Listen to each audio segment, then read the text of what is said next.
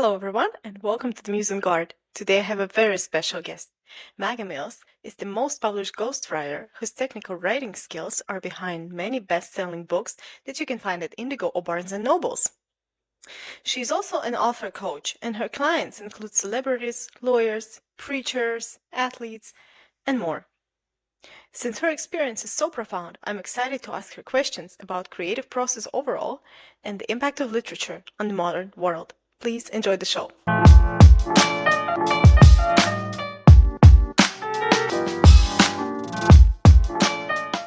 Hi, Maggie. Thank you for joining me today. Would you like to start with talking about yourself a little bit, just about your experience in the publishing world and overall being a ghostwriter? Well, I'm never shy about that because I love what I do. Thank you so much for having me. And again, my name is Maggie Mills, and I help people write their books. I help them get the ideas out of their head and onto the page. So I do that by collaborating with them to either write a book for them or coach them through the writing process themselves. And I have a background in advertising, marketing, and publishing, which I find useful when we're book writing, because you can have the best book in the world, but if you don't market it, no one's going to read it.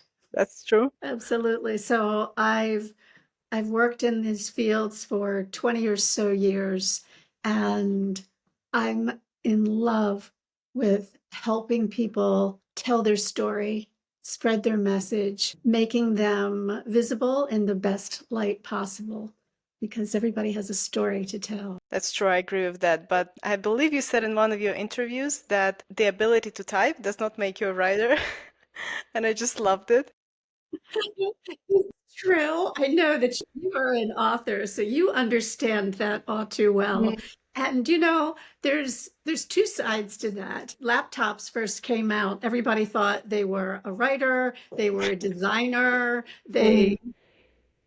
everybody was suddenly a pro. And I love laptops. I mean, my whole career is based around a laptop and a cell phone. So there's that side. Yes, just because you can type doesn't necessarily mean you're a writer. But the flip side to that is you can be a wonderful, successful published author and not have an English degree. It is not essential. You do not have to be perfect at grammar. You can have a run-on sentence or two. The story is the most important thing. And there's so many tools and people who are there to help you. And imagination and letting that flow are more important than sentence structure. Not everybody would agree. Well, I agree, and I believe there were a couple of us famous writers. I'm not gonna lie, I don't remember which one.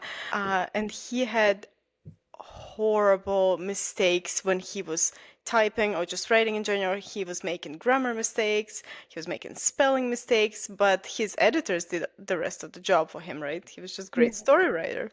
Editors are unsung heroes. And I will attest to coming across a number of manuscripts that really needed help. But there was one that has impacted my life that I came across, oh my gosh, maybe 30 years ago. The man was an award-winning educator, and he would go home at night and get rip-roaring drunk and write his book and submit chapters to me when he finished at 4 or 5 o'clock in the morning. And then I would get up the next morning and start working on it.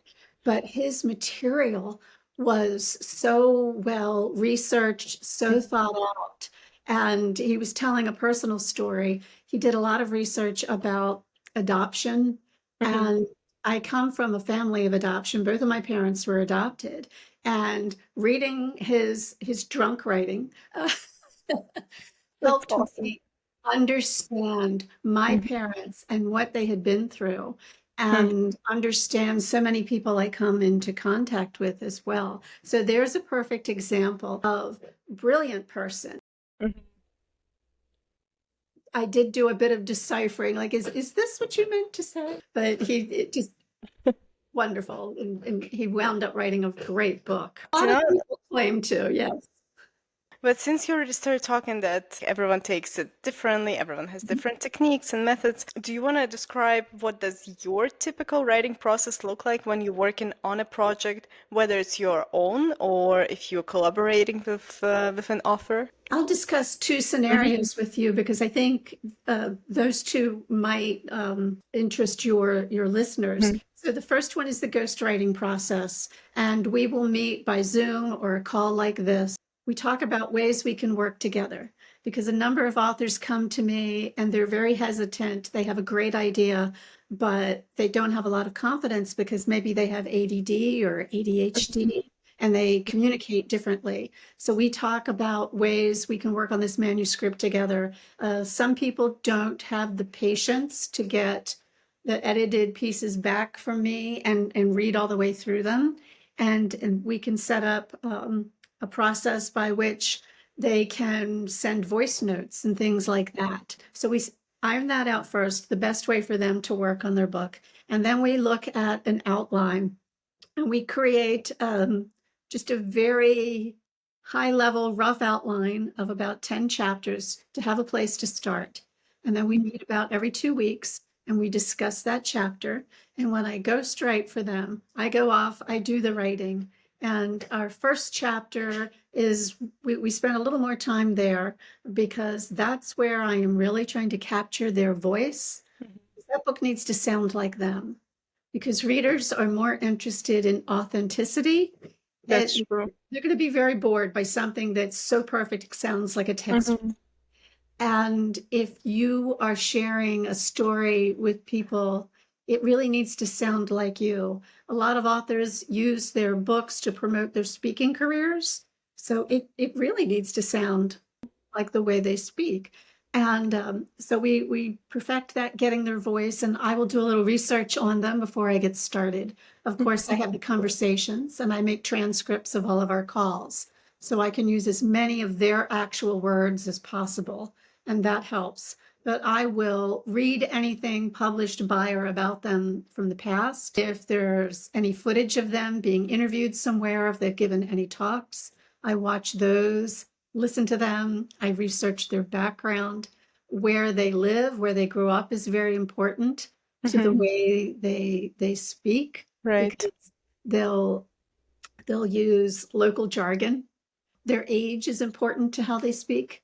So we get all of that established. So I will write a chapter, I send it to them for review. Then we get on another call, we go over it. You know, this sounds right, this sounds good. Maybe we need some more detail here. And basically work through the book that way. When I coach authors who want to write their own book, we work in a very similar fashion. Only they go off and do the writing and then submit it to me, and I review it for the next call. So cute. Viewers gonna love it. I find that people love seeing dogs or cats in the picture. Oh, good. Thank you for that understanding because she thinks she's a 100-pound guard dog. Sure. I love dogs. Oh, So it almost sounds like you are crafting a character for that book while you're creating a unique voice and unique vision of that person. Because you said you do your research, you check their background, their writing, their character, their upbringing. And it's something I've been working on lately for one of my projects, how to craft a perfect character. I'll create a backstory for them. that's great. Right? Well, fictional characters. So much fun. I love them. And it sounds like you're approaching it the exact correct way. You create, some people call it a Bible. It doesn't matter what you call it. But before they get deep into the story, they'll describe that character. I work with authors and I call it homework. I send them off, we'll be working on dialogue. And I'll say things like, tell me where she buys her clothes. What kind of brand does she wear? And then I've sent authors off, if they're describing the house in the story, I'll tell them, go online to one of these real estate companies. There's Realtor.com and Zillow and Redfin. I think, it's different for every country. And I say, go on the real estate site, find a home in the area where your character lives, the type of house you want your character to live in. Look at all the pictures, read the descriptions, and then that can become the house where your character lives. So I give homework So they get more dimension to those characters. So that sounds really helpful for someone working on characters, whether main characters or Mhm. secondary characters, because I find that many people are visual, right? Image driven, or maybe I'm just talking about myself, but that's what I hear from other writers or Mhm. someone who's involved in creative type of work. And they say, unless I actually imagine it, see it like a movie in my head, I won't be able to write a word about that person. Speaking of pushing the process, have you ever overcome the writer's block? And if yes, how do you overcome it? I assume by using one of those techniques, but is there anything else? I am very fortunate that I don't really get writer's block. I need to build momentum when I get started, because writing a Right. whole book can be very intimidating. Yeah, for sure. Smaller portions, and I do work a chapter at a time. But instead of thinking I have to sit down and write this whole chapter, I give myself little tasks like, okay, the first thing I'm going to do is I take the transcript Mhm. for that particular chapter. And I go through the transcript and I highlight the sections I want to use in that chapter. And the next thing I do is I create a file to write that chapter and I open it up. And by the time I do these little techniques, I start writing. I've already got an idea and I take off. But I also give myself breaks. If you push through when you're tired or you get stuck, I don't think, for me, I can't speak for other people, I don't think the writing is that quality when you're pushing it, Mhm. because people feel like I should put in, 2 hours a day, or I should write some words a day. Don't do that. Right when you're inspired, if it's 2 o'clock in the morning, if it's 3 o'clock in the afternoon, if it's sitting in your car with the windows rolled down at the park, that's when you do your writing.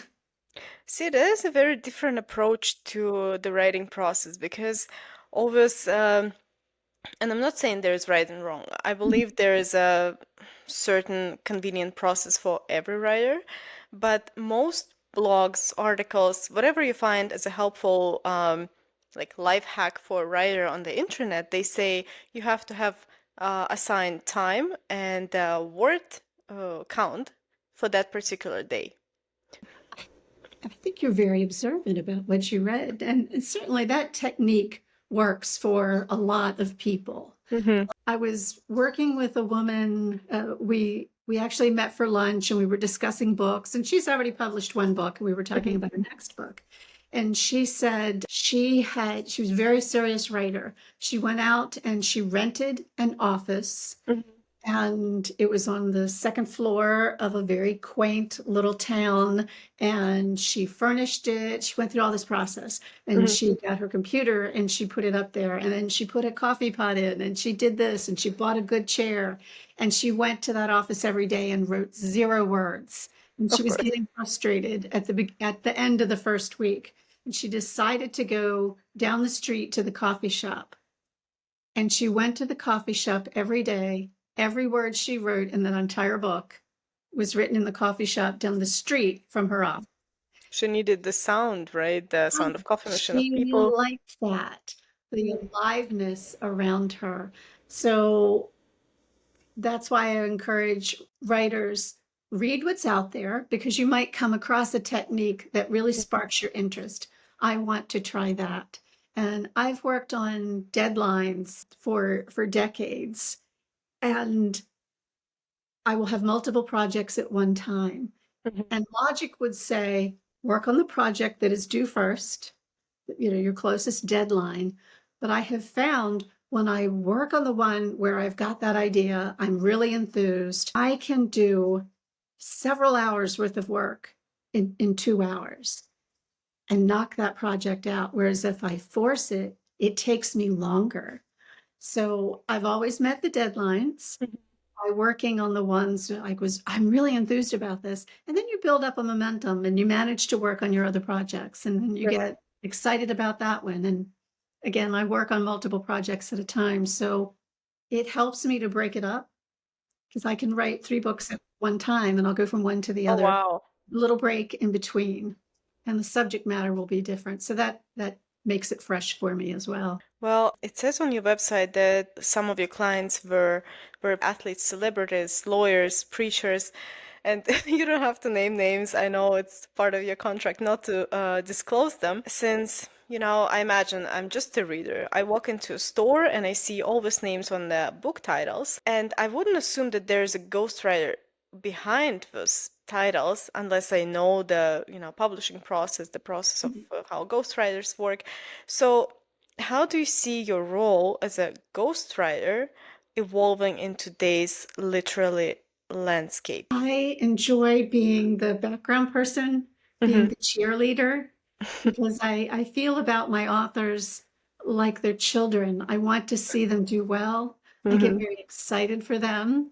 I'm coming toward the end of 2 different books right now, and I'm already starting to miss my authors, thinking like, well, how can we stay in touch? Are you ready to start your next book? So for me, that's the gratification, seeing them do well and see the joy in their eyes. But I did not realize until I started doing this work that maybe 60% of the autobiographies were written by ghostwriters. I thought, wow, a really good writer for an actor. Right? They get a little bit of help, and there's nothing wrong with that. No, I agree. There is nothing wrong with that. It's better to open a book that is well written, well structured by someone who knows what they're doing, rather than someone who just, full of ego and sat down and wrote about their life in however chaotic manner. I try to help them look a little bit better Mm-hmm. sometimes. We back off on some of the stories, that's very interesting and it's true, but Mm-hmm. maybe we want to save some of those details. You don't need Right, to share quite all of that because many authors I work with, they're writing about very sensitive subjects, right. and working on a book together can be a lot like therapy. Mm-hmm. And they need to have trust in me. And so my recommendation to them is we will write it now while you're thinking about it. And in the editing process, if you think it's too much, we can take it out. I Mm-hmm. never force them. I never say, oh, the world needs to know this. No, Mm-hmm. the world does not need to know. And there are examples of how much detail. For instance, one of my authors was writing about the death of her sister. And clearly, this is a very painful topic. And she said, we really don't like to talk about the circumstances of her death because our family's in a little bit of disagreement about it. And I said, look at it this way: the way she died does not move your story forward. It Mm-hmm. impacted your life that she died the particular way. You don't need to share that. Your story works just as well. And then she used that as an opportunity to talk to the other people in her family. Mm-hmm. Said, I'm writing this book and I'm on this chapter, and they all got together and discussed it as a family, how much they wanted to reveal. And the process of having that conversation, she told me, was so healing for them that they really hadn't talked in detail about it for about 10 years because it was so painful. So there's a lot going on behind the scenes, but I do not ever push them to reveal things they don't. Well, that is an amazing example, and you're right. You don't need that many details, but if a reader can relate in some way, the story will be moving, right? That actually brings me to my question. So, in your opinion, how does literature shape cultural conversations today? My gosh, that's a fascinating thing to think about. Thank you for bringing that up. It goes back to our discussion about realism, Hmm. even in fiction, I think. And I'm wondering if it's a trend. People want, at the same time, I see a trend toward darker and darker stories. Hmm. I'm also simultaneously seeing people want something light. You know, romance has always been Hmm. popular because it's escapism. True. And cozy mysteries are very popular right now. There's still a murder, but it's very tidy. Righty. That's a good one. Yes, it's a tidy murder. We don't need to go into great details about Hmm. things. And I don't like to read the great detail. I love a good murder mystery, but Yeah, I don't need to see the autopsy. No, no, no, I agree.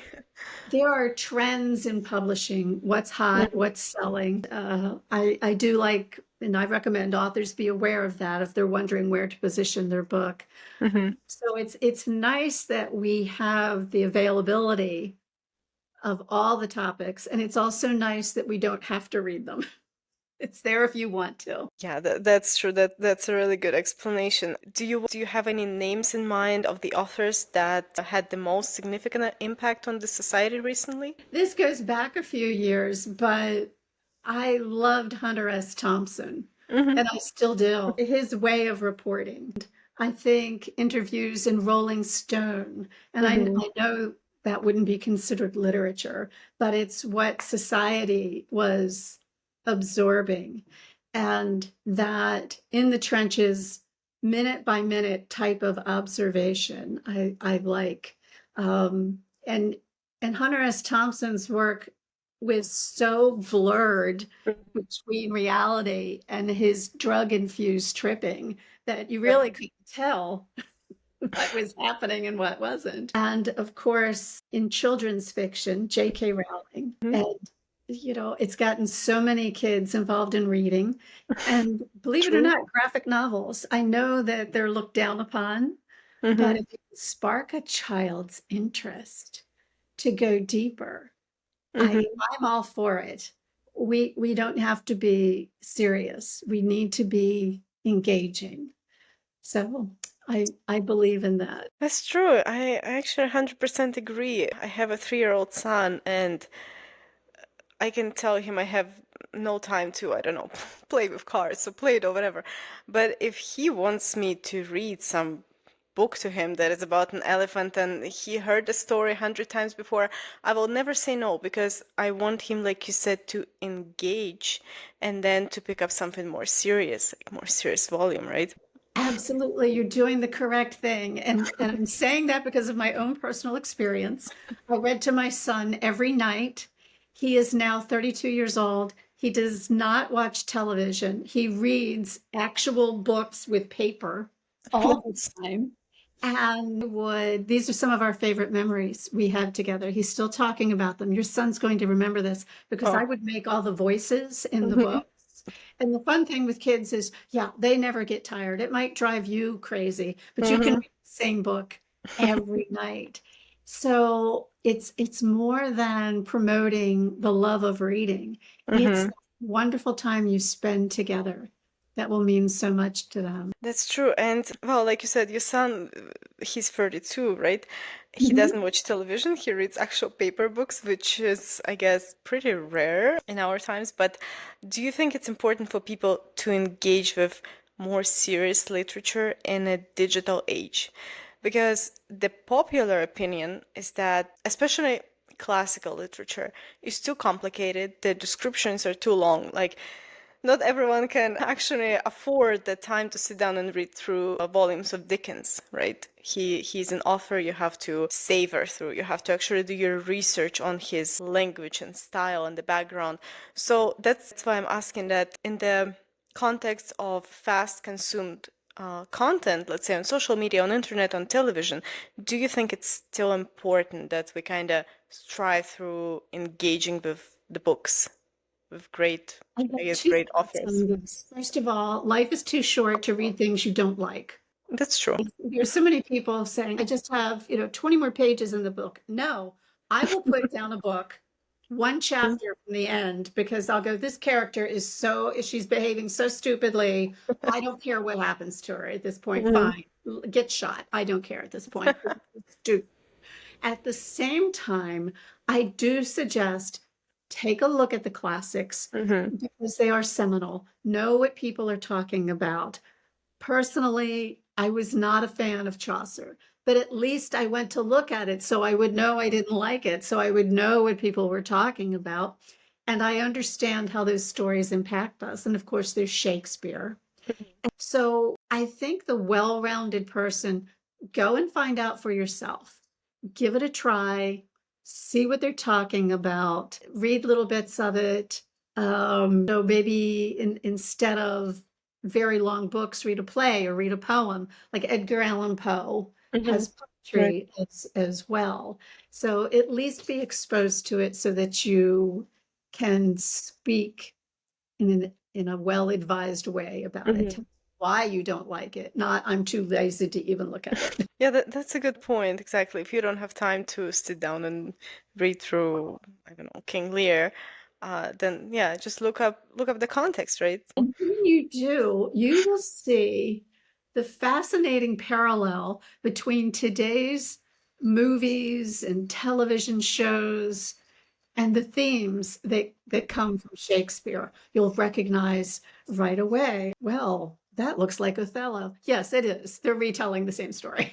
That's true. I think it was okay. Yeah, not gonna lie about the name. Just add it later in the notes Mhm. underneath the suggestion of that book. But the book was about how to read literature like a professor. So basically, read not on the surface, but look deeper. And he said that most writers, or like you said, TV shows, movies, their inspiration is drawn from the Bible or the Shakespeare, like the Shakespeare plays, Absolutely. right? And I'm seeing a lot now. Writers are basing their story arcs on Joseph Campbell's The Hmm. Power of Myth. Right? And I read that, oh, probably as far back as when it was first published, and I loved it. And now I'm just kind of tired of everybody saying, well, do the Joseph Smith, the hero's journey. Okay, fine. That's funny. That's a good story. I'll remember that. So, you know how we talked a bit about classical literature and Shakespeare and how relevant it actually is. But do you think contemporary literature addresses the pressing issues of our society effectively? Or do you think it's pushing it too much? Here's the wonderful thing about how publishing has changed. There is self-publishing, there's a new small and boutique publisher opening up every day. Mhm. I love how this has given the opportunity for more people to publish, to get their story out there, whether it's fiction or nonfiction. It's easier to Mhm. get a book published. So when there are more people writing and publishing, more ideas and more diverse ideas are made available, which I think is a wonderful thing. Have it all out there. Have all the crazy ideas, have all the right ideas, have all the wrong ideas, because that enables us to understand what other people are thinking and how they arrived at their opinions. So I think it's good for us. But then again, you have to pick it up and look at it. You have to decide for yourself. Be open to reading something by someone you don't like.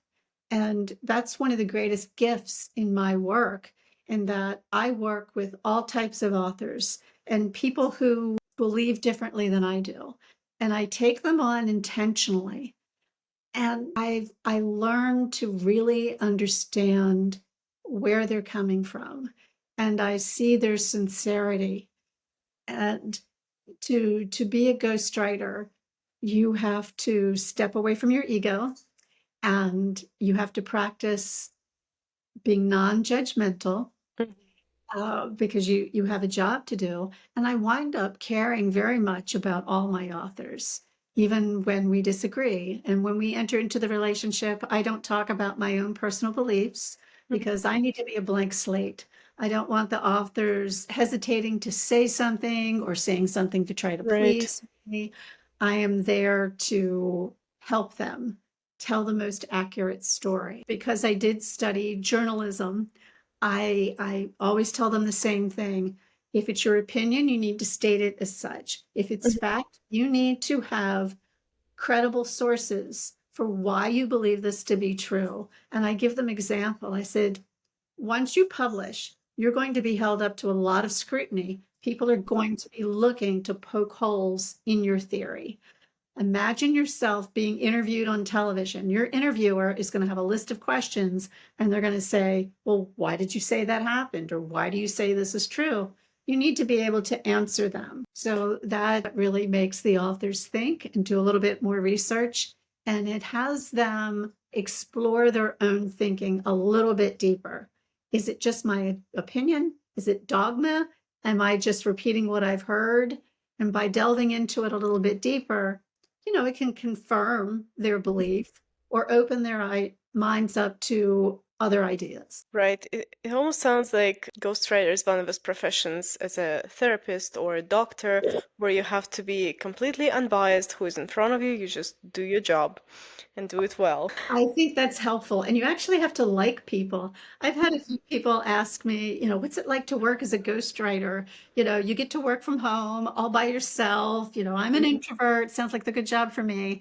And the first thing I tell them is you need to like people. And they go, well, because I'm very curious. I want to hear their stories. And so much of the work we do together, my notes in the margin in my author's comment about this, I had my Maggie hat on when I wrote this. My notes in the margin are so often, this is really interesting. Tell me more. What did he say next? What happened? I'm always looking for more detail. A natural curiosity is very helpful. I just love hearing all of these stories. Well, you said you have a background in journalism, and to be a good journalist is to be curious, right? Absolutely. You have to ask the questions and ask them fast and get to the point when you write that story and meet your deadline. Exactly. So you said you work with many aspiring and emerging writers, right? Not only with big names out there, Yes. or not even not only with celebrities. I hear from experts in the publishing industry, and especially people who work with the big five companies, they say it's still very challenging for new writers to break through into the current market. Have you noticed something like that? What advice do you have for, those It young is. writers? It's still very difficult. There are more avenues to get published. But if you have dreams of being picked up by Simon and Schuster, you might want to adjust your reality. And people who do self-publish or go with smaller publishers, if the book is very successful, they do stand a chance of getting picked up by a major publisher. There's so much going on now with AI and how that's impacting publishing that I tell people, first of all, most people, their sincere interest is in sharing a story that will help people. And there are people out there who also, their strongest desire is to be #1 seller on the New York Times list. And I try to adjust reality a little bit. There's a lot of money that goes behind that. And your best sellers are previously published authors. They're people with name recognition. It does happen. Not everyone is a J.K. Rowling. But that dream is still there. And I think people should chase those dreams. I would never tell anyone you can't do that because we just have no idea who's going to have that magic moment, which is why I encourage everyone. So what about rejection and criticism? Because not everyone can take it, especially when you just start. How can aspiring writers build resilience? Working with me probably starts them out.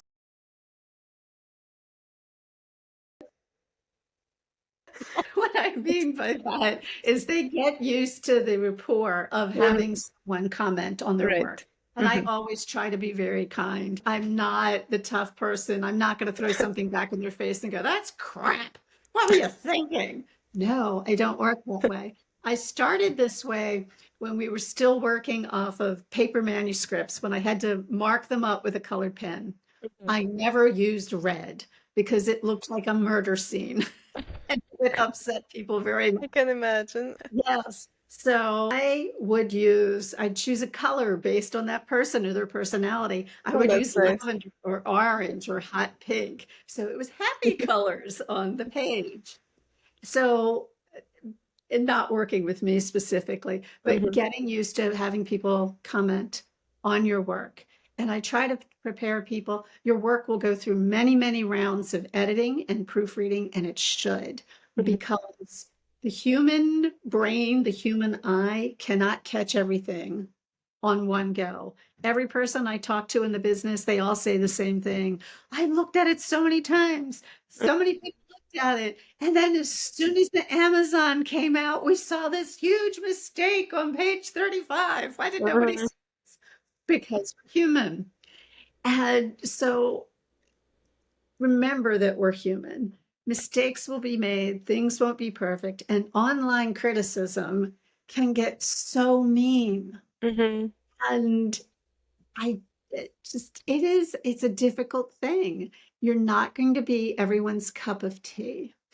And I also talk to people, a lot of people belong to writers groups, which can be very supportive, but it can also hold people back because if you're meeting every week and you're reading your work, a couple of things are going to happen. If you share your work with your friends, they're always going to say something nice. Your mother is going to tell you you are brilliant. And if she doesn't, what kind of mother is she? Really? And your friends want to go, oh my gosh, that's so good. But Mm-hmm. maybe the people in your writers group, I've seen this happen. They become obsessed with semicolons and Mm-hmm. they're coming from a different place. They're trying to write their own books. Writers groups can be great. They give wonderful feedback. They help people develop their stories, but be careful to the type, listening to the criticism, what type of criticism, why are they saying that? So working that way will help you before your book ever gets published. And then I read something about this just today because I belong to some author groups and I follow them online. You can submit your work to have people do reviews, and then that helps sell your book. Well, every time you do that, there are people out there who love to write bad reviews. Really? They do. Mm-hmm. And it can really tear people down. It hurts their feelings. You can spend years working on a book and some Yahoo sitting at their computer at 3 o'clock in the morning who doesn't have a life and has never written a book is gonna tear yours down. But then you get the good reviews and Mm-hmm. you go, okay, I do have something valuable to say. Feeling right. So I do try to prepare people for that. That is heartbreaking. Mm-hmm. It is absolutely heartbreaking, and it's not necessary. No, of Uh, course not. that that hurts me to hear Mm-hmm. that. And I know there's a lot of different editor personalities out there, and they want the work to be as correct as possible. Well, Mm-hmm. my feeling is help your author get there. Don't tear them down. You can find something good about their work and then concentrate on that and bring them along with you. So when people are choosing editors, it's important to interview them and get a feel for their working style that it matches your personalities. There are people out there, writers, who want it very blunt and very, and there are people out there who are writing personal stories of tragedies in their life. Mm-hmm. There is no way in the world you should be mean to them. No, of course not. I just, you can be truthful without being hurtful. Oh, I agree. So, what about developing unique voice? And well, you already explained how you would develop unique voice for someone you're writing a book for, but what about someone you coaching? How would you, especially if it's, young high schooler or, someone who just graduated from creative writing program and they have the dream of publishing their first novel, but they have no idea whether they have a unique voice or not. How would they find it? It can be their voice without being completely unique. If they focus too much on being unique, they're not going to be themselves. Mm-hmm. So begin by imagining that you are telling that story, whether it's true or fiction, to one person. Picture that person. You're in conversation with them. You are sitting in your living room or you're at a coffee shop, and I will get them to, we talk about who's most likely to read your book. What is their age? Is it a man? Is it a woman? Is it a college student? What have they been through? What is their life like? Where do they live? So we come up with that individual. Keep them in mind while you're writing. And this is really very good for nonfiction as well, because you're explaining things in nonfiction. How would you say it? How would you make them understand? Imagine the type of questions they would ask you. How would you say this so they could understand it? And I think that will help them find their own voice. Again, it doesn't have to be super polished at that point. That's why you work with editors. You polish it up a little bit. And there's room for that. Raw conversation does not translate well to a book. I don't know if you read transcripts in the work that you do. And when you notice people interviewed on podcasts and YouTubes or whatever, we all stutter, we repeat ourselves, we have pauses. That's speech. And we can't write exactly that No. way because you would lose your reader. Mm-hmm. And in print, it doesn't look really smart. But if you watch someone interviewed, you can sit there and go, they are brilliant. They're brilliant. Mm-hmm. Also, when we're speaking, we sort of drop some of the details because we're sending and receiving other types of Mm-hmm. communication signals.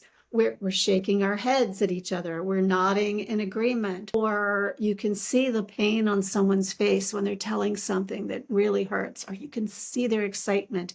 You need to go a little deeper in a book to make that happen.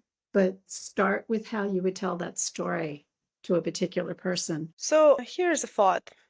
I guess more of a question. Do you think that every story has a chance to be told? And I'm asking it because you sort of touched on self-discovery through writing. Mhm. And I've heard that many therapists, when they work with clients and working, I guess, patients, when they work through their trauma, they suggest to start writing a memoir.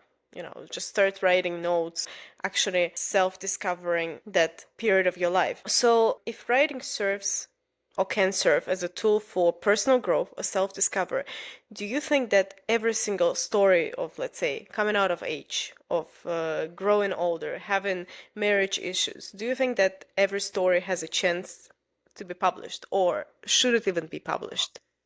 Yes, I love this. I love this topic because think about when you develop an interest in something, Mm-hmm. you don't just watch one video, you don't just get one book out of the library. When you get really interested in something, you're going to look at all kinds of sources.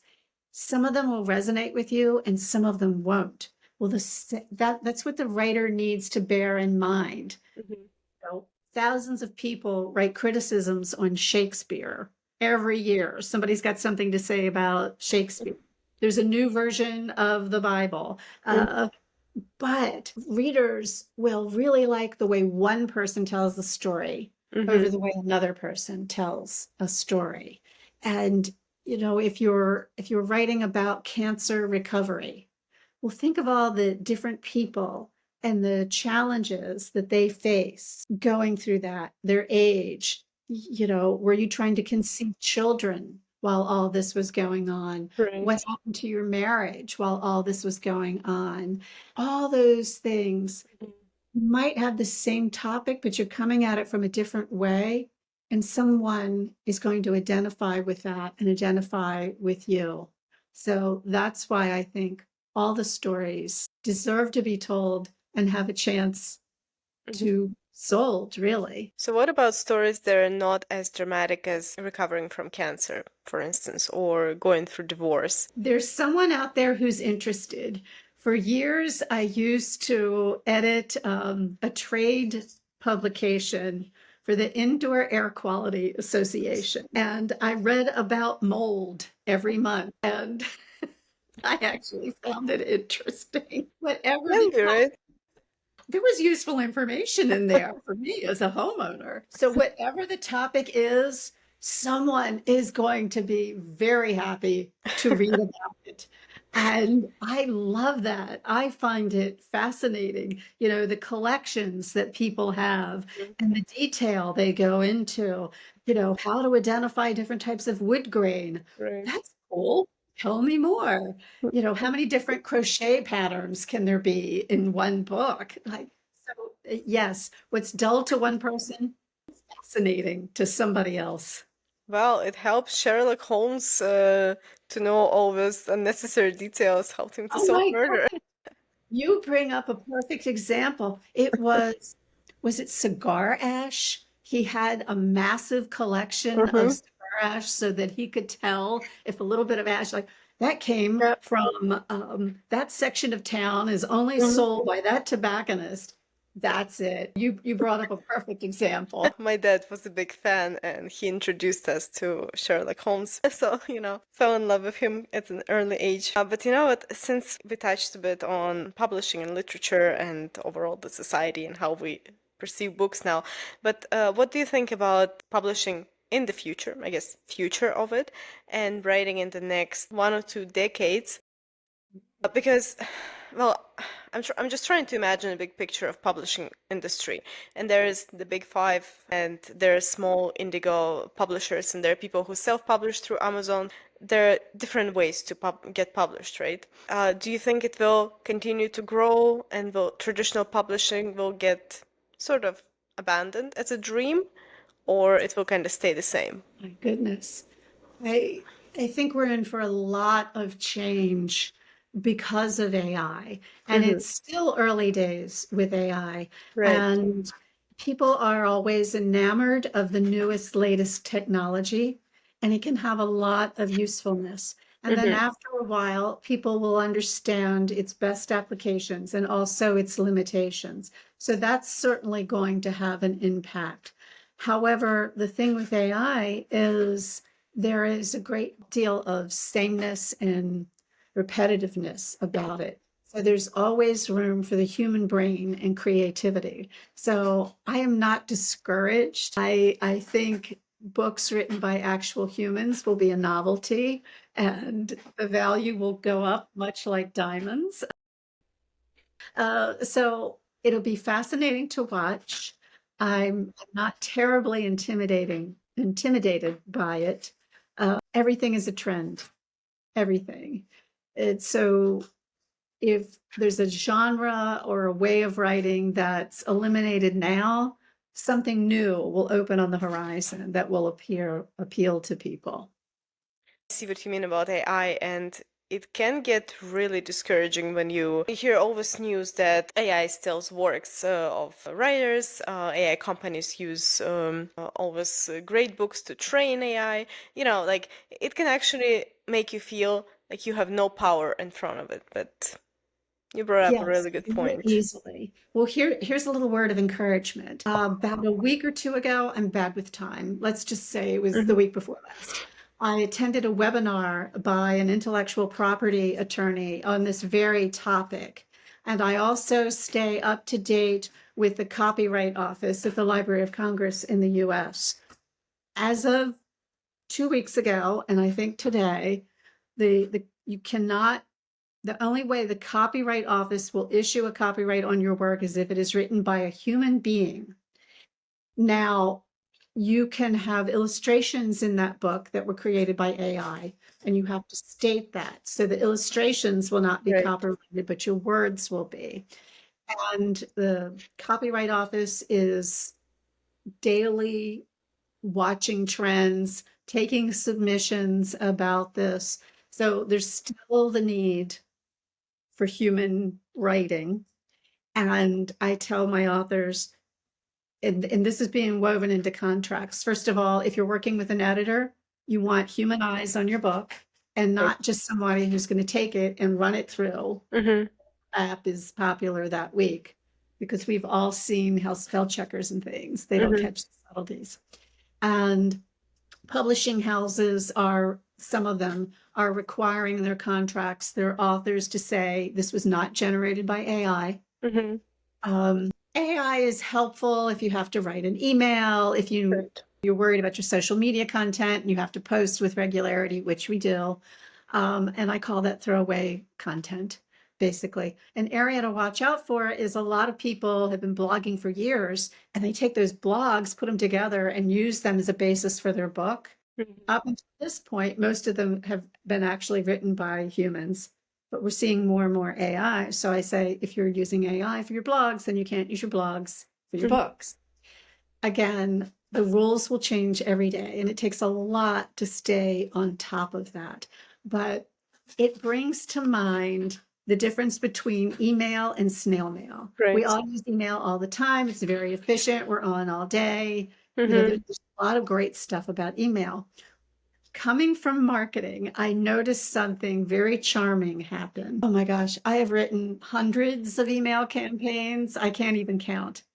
When we would send out actual mail, on small promotional jobs, we would have handwritten postcards Mhm.